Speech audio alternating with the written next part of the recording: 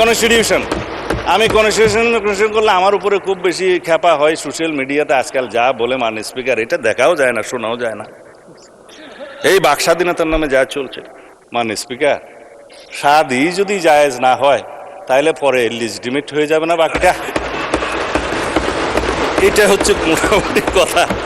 এখন গণরায়, গণভোট, জুলাই আদেশ, জুলাই জাতীয় সনদ, এগুলোর বিষয়ে আমি অনেকবার ভাষণ দিয়েছি, এখানে, ঘরে, বাইরে, সংসদের বাইরে। হয়তো আমার দুর্ভাগ্য বোঝাতে পারিনি, কিন্তু জুলাই আদেশ এবং জুলাই সনদ, এই বিভ্রান্তি চিরতরে মিটে যাক। যে আদেশটা হয়েছে সেই আদেশটা হচ্ছে, এটা যদি আমাদের অনেক বন্ধুরা এখানে মাহমুদুল ইসলামের কনস্টিটিউশনাল লটা নিয়ে আসেন, ব্যারিস্টার সাহেবরা খুলে দেখবেন 490 নম্বর পৃষ্ঠায় লেজিসলেচার সেকশনে কাকে বলা হয়েছে কালারেবল লেজিসলেশন এবং ফ্রড অন দি কনস্টিটিউশন। কিভাবে পার্লামেন্টের যেটা ইখতিয়ার নাই, ডাইরেক্টলি অর ইনডাইরেক্টলি, পার্লামেন্ট যদি সেরকম কোনো লেজিসলেশন করে সেটা হবে colourable legislation and fraud on the constitution. অনেক ব্যারিস্টাররা আছে, দেখতে পারেন কোন 3rd এডিশনে বোধহয় 490 পেজ কনস্টিটিউশনাল ল, মাহমুদুল ইসলাম, খুলে দেখুন তারা কিভাবে ইন্টারপ্রিট করেছে। এটাকে বাইবেল বলা হয় কনস্টিটিউশনের, সুপ্রিম কোর্ট মানে। আমি অবশ্য বাইবেল শব্দটা এখানে বলতে চাচ্ছি না। যাই হোক, সেটা কি রাষ্ট্রপতি পারে? লেজিসলেচার যখন বৈঠকে থাকবে না তখন রাষ্ট্রপতি অর্ডিন্যান্স জারি করতে পারে বটে, কিন্তু কোনো অর্ডিন্যান্স দিয়ে সংবিধানের কোনো কানুন, ধারা, উপধারা কোনো কিছুই বাতিল অথবা সংশোধন করতে পারেন না। Article 93 constitution. আমি কনস্টিটিউশন করলে আমার উপরে খুব বেশি খ্যাপা হয় সোশ্যাল মিডিয়াতে আজকাল, যা বলে মাননীয় স্পিকার, এটা দেখাও যায় না, শোনাও যায় না। এই বাক স্বাধীনতার নামে যা চলছে। তিনি একটা অর্ডার করলেন, এই যে আমাদের আজকে অর্থমন্ত্রী সাহেবও সেটা বলেছেন, আইনমন্ত্রী সাহেবের সমর্থন নিয়ে বলেছে যে তফসিলে, প্রথম তফসিলে সেটা বলা আছে 17 সাবসেকশন 3-তে, পরে পেরাতে বলা আছে যে 7th of April 1973 পরে কোনো অর্ডার ইস্যু করার কোনো এখতিয়ার রাষ্ট্রপতির রইল না। অর্ডারই যেটা না, ভয়েড ইন অ্যান ইস্যু, সেই অর্ডারের উপরে কথা বলছে মাননীয় স্পিকার আমাদের বিরোধী দলীয় সদস্যরা।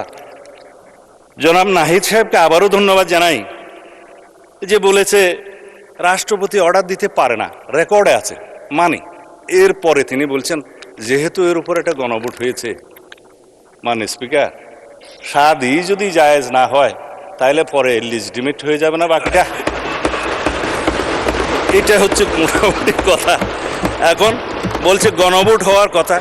হ্যাঁ, আমাদের মাননীয় সংসদ সদস্য জুনায়েদ সাকি সাহেব, আরও অনেকে এখানে যারা ঐক্যমত্য কমিশনের মধ্যে, জাতীয় ঐক্যমত্য কমিশনের মধ্যে কাজ করেছেন, সদস্য ছিলেন, বিভিন্ন পার্টিকে প্রতিনিধিত্ব করেছেন, ছিলেন, শাহাদত সাহেব, সেলিম সাহেব আছেন, আমাদের মাননীয় সদস্য তাহের সাহেব আছেন, আরও অনেকে আছেন। গণভোট হওয়ার কথা প্রস্তাব তো আমিই করেছিলাম বিএনপির পক্ষে। কিসের উপরে করেছিলাম? জুলাই জাতীয় সনদের যখন আপনারা আইনগত ভিত্তি চাচ্ছেন যে এটার একটা আইনগত ভিত্তি রচনা করার দরকার, আমরা বললাম যে ঠিক আছে, সার্বভৌম জনগণের কাছে যাই, তারা এই জুলাই সনদের পক্ষে আছে কিনা আমরা জেনে নেই। একটা রেফারেন্ডাম হতে পারে, রেফারেন্ডামের জন্য একটা অধ্যাদেশ হবে, হলো, সম্মত হলো। জুলাই জাতীয় সনদের উপরে গণভোট তো আমরা মানেই মাননীয় স্পিকার, জনগণ ভোট দিয়েছে। আমার নেতারা বলেছে যে গণভোটের পক্ষে হ্যাঁ বলুন, বলেছে, কারণ এই জুলাই জাতীয় সনদ স্বাক্ষরিত হওয়ার পরে হঠাৎ করে একটা নাজিল করলো যে জুলাই জাতীয় সনদ উইদিন ব্র্যাকেট সংবিধান সংস্কার আদেশ নামে একটা জিনিস, না বাস্তবায়ন আদেশ 2025 11 নভেম্বর সম্ভবত, কোথায় গেল বইটা, যাই হোক। এখন হ্যাঁ, এইটা হচ্ছে 13 নভেম্বর 2025, এইটা নাজিল হলো মাননীয় স্পিকার। কেউ বলেও নাই, সম্মতও হয় নাই, আলোচনাও হয় নাই। তো সেই জন্যই আমি রাষ্ট্রপতিকে জিজ্ঞেস করছিলাম, মাননীয় রাষ্ট্রপতি, এই আদেশকে আপনি জারি করতে পারেন? তার উপর অনেকে ট্রল করেছে, তিনি বলেছেন যে আমি তো পারি না, আমাকে পারাচ্ছে, সেই জন্য অনেক ট্রল হয়েছে তো তাই। এখন কথা হলো, যিনি ইস্যু করতেন তিনি কেন ইস্যু করলেন, সেই প্রশ্ন তাকে করেছে। এবং এই আদেশের পরে যেই গণভোট অধ্যাদেশটা দেয়া হলো, সেই গণভোট অধ্যাদেশ, আমরা তো গণভোটের জন্য অধ্যাদেশটা মানি, কিন্তু গণভোটের অধ্যাদেশের মধ্যে কি কখনো মানে স্পিকার এই রকম তফসিল দিতে পারে জুলাই জাতীয় সনদের? এই 48টা তফসিল এখানে দেয়া আছে, দিয়ে নোট অফ ডিসেন্টের কোনো পোর্শন এখানে রাখা হয় নাই। It is also a fraudulent ordinance, যে 30টা প্রভিশন আউট অফ 48। এখানে বলা হচ্ছে মানে স্পিকার 4টা প্রশ্ন দেয়া হলো, সেই প্রশ্নগুলো 3 নম্বর সেকশনে আছে।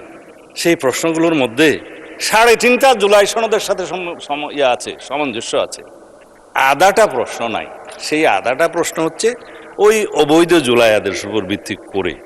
এখন যেটা প্রথম থেকেই অবৈধ, ভয়েড ইন এবিনিসিউ, এবং সেই জিনিসটার উপরে কোনো রকম সম্মতি ছিল না, রাজনৈতিক সমঝোতা ছিল না, জুলাই জাতীয় সনদের যে স্বাক্ষরিত দলিল তার সাথে কোনো মিল ছিল না, এবং সেই এরকম একটা আদেশ কিভাবে অন্তর্বর্তীকালীন সরকার করতে পারে মাননীয় স্পিকার?